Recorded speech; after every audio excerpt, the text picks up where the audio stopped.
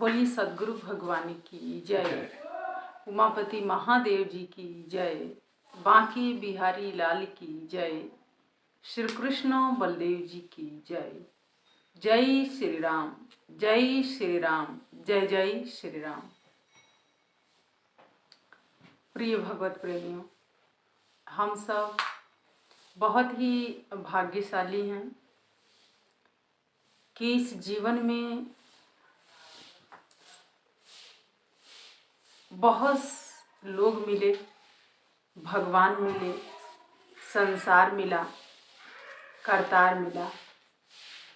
कहते हैं ये मानव जीवन मिला सजनों, क्योंकि इस मानव जीवन का एक उद्देश्य है।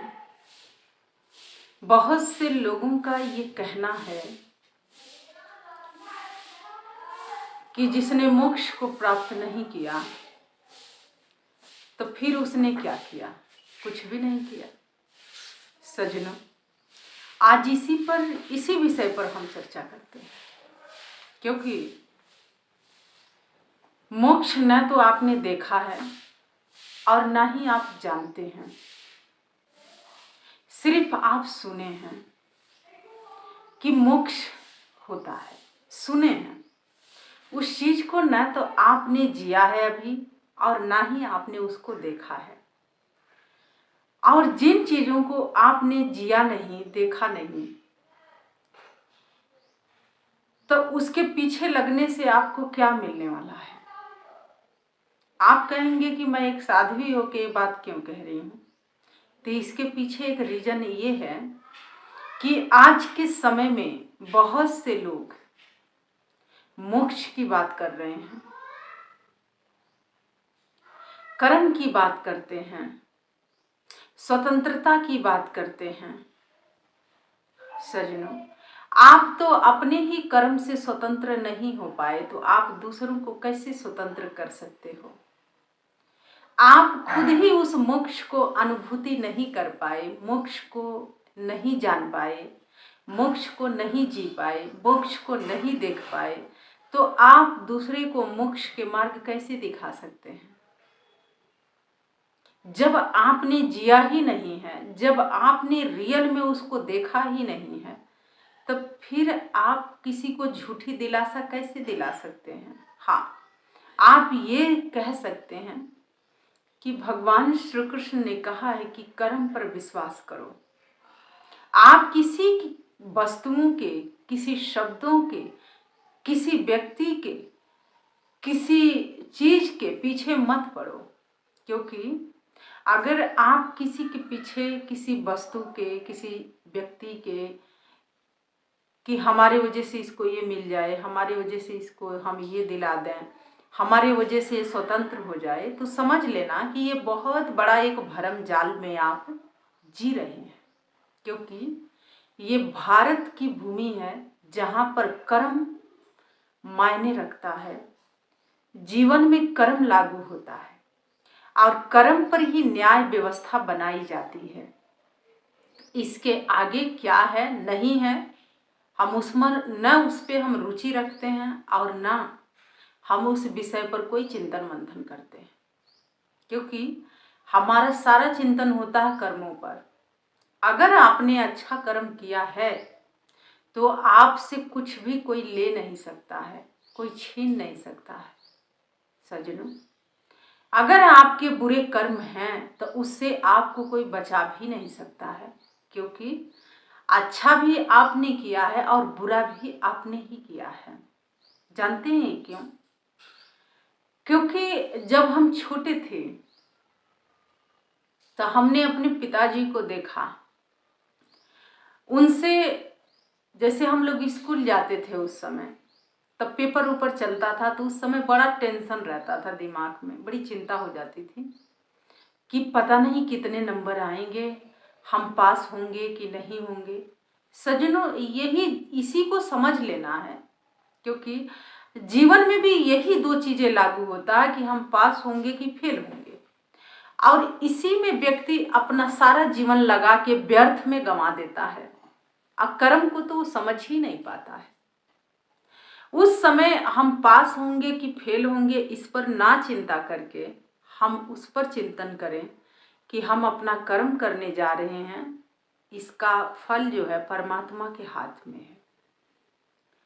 वो इसका कर्म अच्छा देगा कि बुरा देगा कि क्या है, ये सब कुछ हम सबके ऊपर आधारित होता है। ना तो किसी के आज़ादी देने से कोई आज़ाद हो सकता है, ना किसी को स्वतंत्रता देने से कोई स्वतंत्र हो सकता है, ना तो किसी को कोई मुक्ति देने से कोई मुक्त हो सकता है, और ना ही कोई किसी को मोक्ष देने से किसी को मोक्ष की प्राप्ति हो सकती है।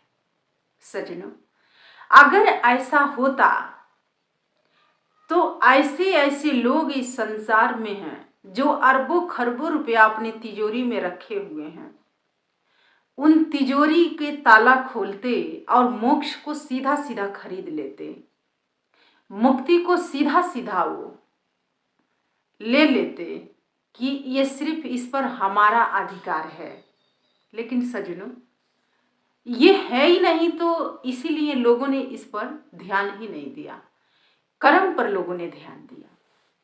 और सज्जनों, कर्म ही सत्य है, क्योंकि जब हम लोग ज़्यादा तनाव में होते थे तो आते थे तो पिताजी से कहते थे कि आज का ये विषय है, बड़ी चिंता सी हो रही है, क्या करें क्या करें। तो पिताजी कहते थे कि छोड़ दो, कोई बात नहीं, जब तुम्हारा है ही नहीं तो तुम्हें चिंता किस बात की है।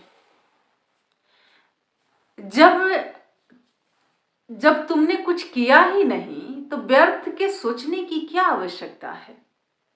जो होना है वो तो कल होगा ना। अब कल किसने देखा है? किसी ने नहीं देखा। और सज्जनों, उस समय मुझे इतना आश्चर्य लगता था कि जब भी हम अपने पिताजी से कुछ पूछते थे, कहते हैं कि बड़ा नॉर्मल तरीके से वो उत्तर देते थे, तो हम उस समय सोचने पर विवश हो जाते थे कि इतना नॉर्मली कैसे उत्तर देते हैं, कैसे समझाते हैं। सज्जनों, वो सारी बातें अब मुझे समझ आई, क्योंकि ये सारा खेल हार्मोन्स के होता है। जब आप बाल अवस्था में होते हैं तो उस समय मन बड़ा चंचल होता है, और आप अक्सर अपने घर में देखिएगा जब बच्चे होते हैं तो वो अपने माता पिता से बहुत प्रश्नों की झाड़ी लगा देते हैं, और उनके माता पिता इतने स्थिर होते हैं कि वो उन प्रश्नों के एक एक प्रश्न के उत्तर उनको देते जाते हैं। और लेकिन आज के माता पिता की हम बात नहीं करेंगे, जो पहले के माता पिता थे। आज के तो माता पिता को मोबाइल से ही फुर्सत नहीं है, मोबाइल चलाने से, टीवी सीरियल देखने से फुर्सत नहीं है। बच्चे को भी एक मोबाइल एक्स्ट्रा घर में रखा होता है कि इनको गेम लगा के दे दो, ये अपने मोबाइल में इनका जीवन व्यतीत होना चाहिए। कार्टून बच्चे देखना पसंद करते हैं, कार्टून लगा दो, भोजन नहीं करते हैं तो इनको कार्टून लगा के दे दो, ये भोजन कर लेंगे। तो आज के माता पिता ये हैं। लेकिन हम पहले के माता पिता की बात कर रहे हैं, आज से 50 साल पहले में चल रहे हैं सज्जनों। तो उस समय जो माता पिता होते थे तो बड़ा नॉर्मल सा उत्तर देते थे और नॉर्मल तरीके से। तो मैं ज़्यादा उस पर सोचती थी कि बताओ, हमारी तो जान निकल रही है, और इनसे हमने पूछा तो ये बड़ा सहज से कह रहे कि छोड़ दो, कोई बात नहीं। ऐसा लग रहा है कि इनको कोई फर्क ही नहीं पड़ रहा, लेकिन फर्क तो मुझे पड़ रहा था उस समय सज्जनों। तो ये सब चीज़ें बाद में समझ आया कि जब हम बड़े होते हैं तो हमारे हार्मोन्स उस तरीके से हमें क्रिएट करते हैं, और उस समय व्यक्ति अभी एक निर्णय लेगा तब तक दूसरा निर्णय ले लेता, फिर तीसरा निर्णय लेता, ऐसे करके उसके निर्णय हर क्षण बदलते रहते हैं। लेकिन सज्जनों, वहीं पर जो आपके माता पिता होंगे वो उस हार्मोन्स से अब गुजर चुके हैं, उनके अंदर स्थिरता आ गया है। तो आपकी जो बड़ी बातें हैं उनके लिए बड़ी छोटी सी बात होती है, और जब भी आप उनके पास जाएंगे तो बड़ी सहजता से उस बात को कहेंगे। तो सज्जनों, ये बात मैं इसलिए कह रही हूँ क्योंकि अगर कुछ हमारे घर में कुछ गलत होता था या कुछ अच्छा होता था तो हमारे पिताजी एक ही बात कहते थे कि कौन सा मेरा था जो मुझसे छिन गया, और कौन सा मेरा था जो मेरे पास आ गया। शांत रहो। और सज्जनों, मैं जब ये बात सुनती थी तो मैं कहती थी कि बताओ, इनको तो कोई असर ही नहीं है। लेकिन अब वो बातें मेरे भी जीवन में लागू होता है। अब जब बच्चे, हमसे भी बड़े सारे बच्चे हैं, क्योंकि बहुत सारे बच्चों को मुझसे भी प्रश्न होता है, तो बहुत सारे बच्चों का एक प्रश्न जब मेरे तक आता है तो अब वो चीजें मुझे भी समझ आती है कि कौन सा मेरा है कि मुझे इतनी चिंता। अरे कुछ हो रहा है तो होने दो, कुछ नहीं हुआ है तो उस पर ज्यादा चिंता करने की आवश्यकता नहीं है। कुछ खो गया है तो खो जाने दो, कौन सा हम लेके आए थे। सजनों, जब हम भगवान के घर से आए थे तो क्या लेके आए थे? तन पर एक वस्त्र भी नहीं था, वस्त्र ने भी किसी और ने दिया। इस पेट में दूध की व्यवस्था किसी और ने किया। सजनों, बड़ा सोचने वाली ये बात है। और समय के साथ साथ सब चीज लोगों ने ही तो दिया। तो सजनों, फिर जब इस संसार में आए तो आपके शरीर पर एक सूत भी नहीं था, तो फिर आप क्या लेके आए थे? कुछ भी तो नहीं। तो फिर अगर आपके हाथ से कुछ जा रहा है तो उसमें दुख किस बात की है? कोई दुख नहीं होना चाहिए, और मुझे नहीं होता, कभी नहीं होता है। आप कहेंगे कि मैं किस किस्म के हूं, तो मैं ऐसे ही हूं। मेरे सामने अगर गलत हो रहा है तब भी मेरे को गलत नहीं लगता है, कुछ सही हो रहा है तो मुझे सही नहीं लगता, क्योंकि मैं इनसे बहुत ऊपर हूं। जब न मैं सही कर सकती हूँ न गलत कर सकती हूँ, तो फिर उसमें उलझने की क्या आवश्यकता है। समय कोई ना कोई निर्णय पर तो पहुंचा ही देगा, क्योंकि इस संसार में जो भी आया है वो समय के हाथ के कठपुतली है। समय कौन सा खेल करता है ये सब कुछ नियति में निर्धारित होता है। हर एक व्यक्ति के नियति निर्धारित है। जन्म लेने से पहले प्रारब्ध के आधार पर जन्म होता है, कर्म के आधार पर, जो मैंने आरंभ में ही कर्म की बात की। तो सजनों, इसीलिए आज के जो जनरेशन है, आज के जो बच्चे हैं, आज के जो पीढ़ियां चल रही हैं, आज का जो दौर चल रहा है, आज का जो समाज है, वो क्या है? अधीरता है, उतावला है, बेचैनी है, घबराहट है। एक बार किसी के फोन आया मेरे पास कि हम बड़ी आपसे नाराज हैं रात में। तो मैंने कहा कि ठीक है, आप फोन रखो, हमें बहुत नींद आ रही है। जिसने वो फोन किया था उसको तो ये लगा होगा कि हम ऐसे कहेंगे तो ये कहेंगी कि क्यों, अरे आप नाराज क्यों हैं। हम जानते हैं कि इस समय उस व्यक्ति का हार्मोन्स चरम लेवल पर है, वो खुद तो बेचैन है और दूसरों को भी बेचैन कर रहा है, क्योंकि एक शांत व्यक्ति कभी किसी को अशांत कर ही नहीं सकता है। तो सजनों, मैंने प्रतिक्रिया यही किया कि हमें बहुत नींद आ रही है, आप फोन रखिए, इस पर हम कल बात करते हैं, क्योंकि हमारी तरफ से ऐसी कोई प्रतिक्रिया होती ही नहीं है। और सजनों, यही सत्य बात है। जब भी आपको कोई फोन करे और कहे कि हम आपसे बहुत नाराज हैं, तो समझ लीजिएगा कि ये व्यक्ति आपको बहुत ही मूर्ख बनाना चाहता है, क्योंकि वो नाराज नहीं है, आपको अशांत करना चाह रहा है, आपको टेंशन देना चाह रहा है। और जो एक सुलझा हुआ व्यक्ति है वो अपने सुलझे हुए तरीके से उत्तर देता है, जैसे कि मैंने उत्तर दिया कि ठीक है, आप फोन रखिए, हमें बहुत नींद आ रही है। तो सजनों, क्योंकि उसके हार्मोन्स चरम लेवल पर हैं, वो रात में बेचैन है कि मैं किससे बात करूं, किसको डिस्टर्ब करूं, किसको मैं परेशान करूं, कौन मेरे हवस के शिकार बन जाए।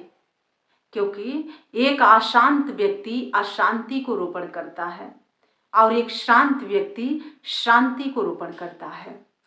सजनों, यही है सही और यही है गलत। जब भी आपको कोई ऐसी बात करे कि हम आपसे बहुत नाराज हैं, तो समझ लेना ये बहुत ही अशांत व्यक्ति है और आपको अशांत करने के लिए आया है। सजनों, ये कुछ फार्मूले हैं जो मैं आपको बता रही हूँ, क्योंकि मैं इन सारी परिस्थितियों से निकल चुकी हूँ। तो ये सारी चीज़ें मैं बड़ा बहुत विस्तार से मैं आपको समझाने का प्रयास कर रही हूँ। सज्जनों, हमें समय पर सोना और समय पर उठना मेरे जीवन का एक नियम है, नियमावली है। अगर हम रात को 10 बजे सोए हैं तो 3:30 बजे मेरी आंख अपने आप स्वतः ही खुल जाएगी। अगर हम बिस्तर में पड़े रहेंगे तो हम बीमार होना शुरू हो जाते हैं, क्योंकि जो व्यक्ति का नियम है ब्रह्म बेला में उठ के भगवान का चिंतन भजन जप करना, क्योंकि मैं माला का जप करती हूँ, सुबह के समय में जप करो। नहीं आपका मन इतना अशांत है तो आप जप करो, क्योंकि हमारे घर में तो शुरू से पहले जप ही चलता था। बीच में ये ज्ञान आ गया तो ज्ञान में वही स्थिर होगा ना जो शांत होगा। और आज के मनुष्य कैसे शांत होगा? आप किसी से कह दीजिए कि आंख बंद करके बैठ जाओ, क्या वो बैठ जाएगा? आप सोच के देखिए ना, ये कितना बड़ा काम आपने उसको कह दिया है। लेकिन वहीं पर आप ये कह दीजिए कि आंख खोल के 4 घंटा टीवी देख लीजिए, मोबाइल देख लीजिए, तो वो 4 घंटे के बदले 6 घंटा बैठ के देखेगा, क्योंकि उसमें उसके मन की रुचि वाले चीजें आ रही हैं। तो सज्जनों, साधना हर किसी की बस की बात नहीं होती, और मैं तो साधना किसी को कहती ही नहीं हूं करने के लिए। व्यक्ति मेरे पास से गुजरता है ना तो मैं समझ जाती हूँ कि इसके हार्मोन्स किस लेवल के चल रहे हैं, क्योंकि आप उसके भावनाओं से, आप उसके उथल पुथल से, आप उसके बोलने के तरीके से, आप उसके चलने के शैली से ये सब कुछ समझ जाएंगे कि उसकी क्या अवस्था है इस समय। तो सज्जनों, आप अपना बचाव बहुत आसानी से कर लेंगे, और करना भी चाहिए। और कभी भी किसी के गलत समय पर अगर किसी के मन बड़ा उथल पुथल है और उसमें आप जाएंगे बात करने, कुछ कहेंगे, तो वो बात नहीं होगी, लड़ाई का विषय बन जाएगा। तो इसीलिए आप उस समय एकदम शांत रहिए, क्योंकि उसका हार्मोन्स बिगड़ा है, आपका तो नहीं बिगड़ा है ना। तो सज्जनों, इसीलिए आप समय से भोजन करेंगे तो समय पर नींद आएगी, और समय से आप सोएंगे तो जिस कर्म की बात, जिस मोक्ष की बात मैं आपसे शेयर कर रही हूँ, तभी ना आप वहां तक की यात्रा कर पाएंगे।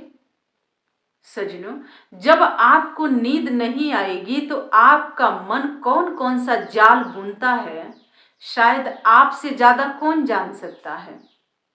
कितने बुरे कर्म बनते हैं, क्या आपने कभी विचार किया? नहीं।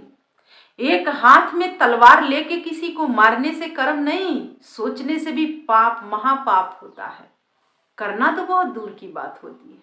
सज्जनों, इसीलिए जो योगी होता है ना, योगी के मतलब ये नहीं कि आपके बहुत बड़े बड़े सफेद सफेद दाढ़ी हैं और भगवा वस्त्र है, या माथे पर त्रिपुंड है, या कोई भी पहचान है, वो नहीं योगी होता। कुछ तो ऐसे भी लोग होते हैं कि ये सब कुछ धारण करने के बाद भी सिर्फ उनका मन विषय वासनाओं में विचरण करता है। आप कहेंगे मुझे कैसे पता है? तो मैं आपको बताती हूँ, क्योंकि हम जब गुरुकुल में थे तो हमारे आसपास से कोई जाता था तो मुझे पता चल जाता था कि ये व्यक्ति के मन में कितनी नकारात्मकता चल रही है इस समय। और हम अगर वो बात कह देते थे तो हमारे जो गुरु बहनें होती थी, आश्रम में बहुत से लोग होते थे, तो वो मुझे ये कहते थे कि इसके पास कोई जादू है, इसके पास कुछ है, कोई सिद्धियां हैं जो इसको पता चल जाता है। तो हमसे हर व्यक्ति कटता था। कटने का मतलब दूरियां बनाने लग गए थे वो लोग। हम एक दिन ये बात गुरुजी से जाके कहे तो गुरुजी ने कहा कि इन लोगों को, ये लोग जो बाहर से एक्टिंग करते हैं उसमें तुम मत फंसना कभी, क्योंकि एक्टिंग करना बहुत आसान होता है लेकिन उसको जीवन में लागू करना बहुत मुश्किल होता है। और सज्जनों, ये सत्य बात है, और इसीलिए हम हमेशा अपना बचाव करते हैं। जो मेरे साथ रहते हैं मैं उनका भी बचाव कर देती हूँ, क्योंकि वो व्यक्ति की क्या मनोस्थिति चल रही है इसको समझना इतना आसान नहीं है। सज्जनों, ये बहुत बड़ा डीप साइंस की बात मैं कर रही हूँ। और ये परमात्मा की बहुत कृपा है, गुरु की बहुत कृपा है कि शायद किसी किसी को पता लगता होगा, तब ये बातें मैं आपसे बता रही हूँ। अब बहुत से लोग हैं समूह में बैठ के ध्यान करते हैं, मैं किसी के साथ बैठ के साधना नहीं करती हूँ। मैं जानती हूँ उस समय व्यक्ति सिर्फ नेत्र बंद किया है, लेकिन मन में उसके कितने उधेड़ बिन चल रहे हैं, और मुझे उससे प्रभावित नहीं होना है। अगर आपको ध्यानस्थ होना है तो आपका एक जगह होना चाहिए, एक स्थान होना चाहिए जहाँ पर आप कुछ क्षण ध्यान में अपने आप को व्यतीत करिए, अपने आप को समय दे दीजिए सज्जनों। इसीलिए आपका मन नहीं लगता है तो आप अपने पास रुद्राक्ष के माला रखिए, तुलसी का माला रखिए, चंदन का माला रखिए, आप सुबह उठ के जप करिए, क्योंकि हम तो खुद ही दिन में जप करते हैं। हमारा कुछ ऐसा समय है, रूटीन है, जिसमें मैंने बना रखा है कि इसमें मुझे इतना जप करना है, माला जप करना है मुझे, इस समय में मुझे ध्यान करना है। क्योंकि आप अगर अपने आप को नियम में नहीं रखेंगे, डिसिप्लिन में नहीं रखेंगे, तो फिर आपका उधेड़-बेन करने के लिए लोग बैठे हैं, बहुत अच्छे से आपका उधेड़-बेन होगा। और सज्जनों, उधेड़-बेन वही करते हैं जो ज़्यादा से ज़्यादा अशांत लोग होते हैं, वही दूसरे का उधेड़-बेन करने में लगे रहते हैं। और सज्जनों, इसीलिए जो लोग आज मुक्ति की बात करते हैं, स्वतंत्रता की बात करते हैं, मोक्ष की बात करते हैं, आज़ादी की बात करते हैं, तो पहले तो वही आज़ाद नहीं है तो दूसरों को क्या आज़ादी देंगे। खुद ही जिसे मोक्ष का ज्ञान नहीं है वो दूसरों को क्या मोक्ष की बात बताएगा। जिसे खुद ही अपने कर्मों का बोध नहीं है वो दूसरों को क्या कर्म की बात बताएगा सज्जनों। इसीलिए ज़्यादा से ज़्यादा आवश्यकता है कि जब भी आपके हार्मोन्स बिगड़े और आप किसी को रात में डिस्टर्ब करें, फ़ोन कॉल करके, मैसेज करके, तो इससे अच्छा ये है कि आप उसी समय या तो ध्यान में बैठिए या कोई जप करिए कि आपका जो हार्मोन्स बिगड़ा हुआ है वो ठीक हो जाए। बाहर से आप जो लिबास दिखा रहे हैं समाज को, उससे समाज अनभिज्ञ है। अगर आपके सच्चाई समाज को पता चल जाए तो लोग आप पर हंसेंगे नहीं, ना जाने क्या करेंगे, वो तो समय बता देता है। तो सज्जनों, इसीलिए मुक्ति, मोक्ष, कर्म, ये सब उन लोगों के मुंह से अच्छी लगती है जो कर्म योगी होते हैं, धर्म योगी हैं, निष्ठावान लोग हैं। लेकिन जो रात दिन विषय वासनाओं का चिंतन करे, जो रात दिन षड्यंत्र बनाए, जो रात दिन दूसरों को नीचा दिखाने का प्रयास करे, उसके मुंह से ना तो कर्म की बात अच्छी लगती है, न मोक्ष की बात अच्छी लगती है, न स्वतंत्रता की बात अच्छी लगती है। क्योंकि खुद ही जीवन में लागू नहीं है तो आप दूसरों को क्यों सुना रहे हैं? कोई फायदा है सुनाने के? नहीं। तो इसीलिए सज्जनों, आप जहाँ भी हैं आप दूसरे के डिस्टर्ब मत करिए, क्योंकि उसके पास उसका गुरु का आशीर्वाद है, भगवान की कृपा है, ठाकुर जी की प्रेम स्नेह उसके ऊपर है। आपके प्रेम स्नेह के कोई भूखा नहीं है, और ना ही किसी के प्रेम स्नेह इस घोर कलिकाल में चाहिए।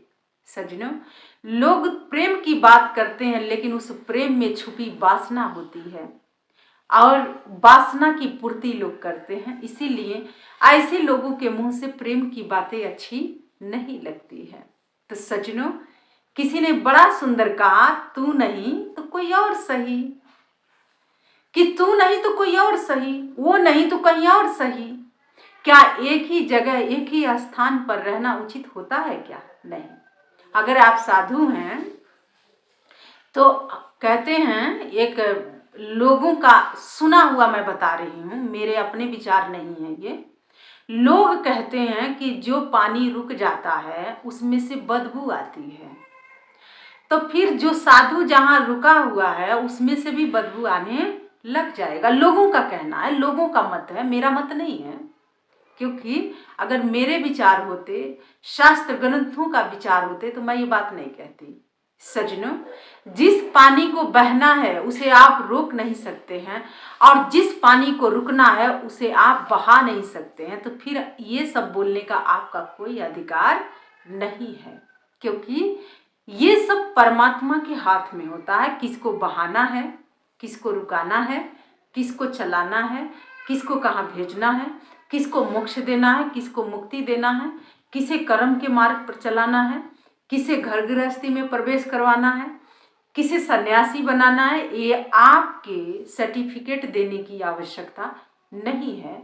ये सब कुछ नियति निर्धारित करती है, और नियति को ही परमात्मा कहते हैं, ईश्वर कहते हैं, समय कहते हैं। ये सब कुछ समय में फिक्स होता है। तो सज्जनों, इसीलिए आज के समय में जो लोग अपनी वासना पूर्ति करने के लिए कर्म की बात करते हैं, मोक्ष की बात करते हैं, मुक्ति की बात करते हैं, इतने गिरी हुई सोच के साथ वो लोग दावे के साथ ये बात करते हैं, और इतना नीचपना कर्म करते हैं कि बताने में भी दुर्गंध आती है मेरे को। तो सज्जनों, ऐसे लोग तो आज समाज में भक्ति के मार्ग बता रहे हैं, भक्ति का पाठ पढ़ा रहे हैं, जो खुद ही जीवन में एक बूंद नहीं है। तो सज्जनों, बाबा ने बहुत सुंदर लिखा है कि भक्ति स्वतंत्र सकल सुख खानी, बिन सत्संग पावही नहीं प्राणी। कि भक्ति कभी बंधन में नहीं बांधती है, भक्ति स्वतंत्रता को प्रदान करती है, भक्ति मुक्ति को प्रदान करती है। आप चलेंगे तब, सिर्फ बाबा के शब्दों पर मत जाइएगा। बाबा ने तो इस पूरे समाज को एक मार्ग दिया, एक रास्ता दिया, चलाया, और कहा कि जब जब तुम्हारे हार्मोन्स बिगड़े, जब जब तुम्हारा मन बिगड़े, तब बाबा की कुछ लाइनें याद करना जो गोस्वामी तुलसीदास जी ने मानस की रचना किया है। और सज्जनों, मानस जिसने भी पढ़ लिया ना, उसका जीवन मानसमय हो जाएगा, राममय हो जाएगा। इसीलिए राम की कथा सुना देना कोई बड़ी बात नहीं है, कोई भी कथा सुना देगा, लेकिन राम जीवन में आ जाए ये बहुत बड़ी बात है। कृष्ण की बात कर लेना कोई बड़ी बात नहीं है, कृष्णमय हो जाना ये बहुत बड़ी बात है।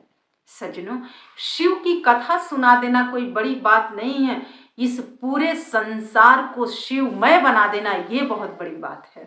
तो सज्जनों, इसीलिए जो लोग शास्त्र ग्रंथों का, वेदों का उदाहरण लेके अब अपना सिर्फ काम बनाते हैं, तो ऐसे लोग न तो यहाँ सुखी रहते हैं, और ना ही जाने के बाद वो लोग सुखी रहते हैं। यहाँ भी रात दिन वो तड़प रहे हैं, बेचैन हैं, अशांत हैं, और मरने के बाद वो कितना तड़पेंगे ये तो वही जान सकते हैं। तो सज्जनों, ऐसे लोगों से सावधान रहने की आवश्यकता है। और ऐसे लोग जब भी आपको डिस्टर्ब करें, मोबाइल फ़ोन करके, व्हाट्सअप करके, फेसबुक पर भेजकर फोटो, तो आप समझ जाइएगा, जितने आप फोटो फेसबुक पर देखते हैं, व्हाट्सएप पर देखते हैं, आपको क्या लगता है कि रियल में इन लोगों का ऐसा लाइफ होगा? नहीं। जो 20 घंटे में जो कुछ अच्छे 2 मिनट के वो फोटो होते हैं ना, 10-20 फोटो खींचे होंगे, तो उसमें से 2, 4, 5 फोटो वो लोग डाल देते हैं, और आपको देख के ऐसा लगता है कि इनके जैसा तो कोई होगा ही नहीं, इनका जैसा जीवन तो किसी का होगा ही नहीं। इस भ्रम में मत रहिएगा, आप रियल में देखिए कि क्या इनका जीवन ऐसा है कि नहीं है। तो सज्जनों, देखने पर मत जाइए, पहचान करिए। पहचानना बहुत जरूरी है। तो यही कुछ भाव थे जो हम आपके समक्ष लेके आए थे। समय इजाजत नहीं दे रहा है, और आइए भगवान के श्री चरणों में नतमस्तक होते हैं। तो बोलिए वृंदावन बिहारी लाल की जय, राधे रानी सरकार की जय, उमापति महादेव जी की जय, बांके बिहारी लाल की जय। जय श्री राम, जय श्री राम, जय जय श्री राम। धन्यवाद।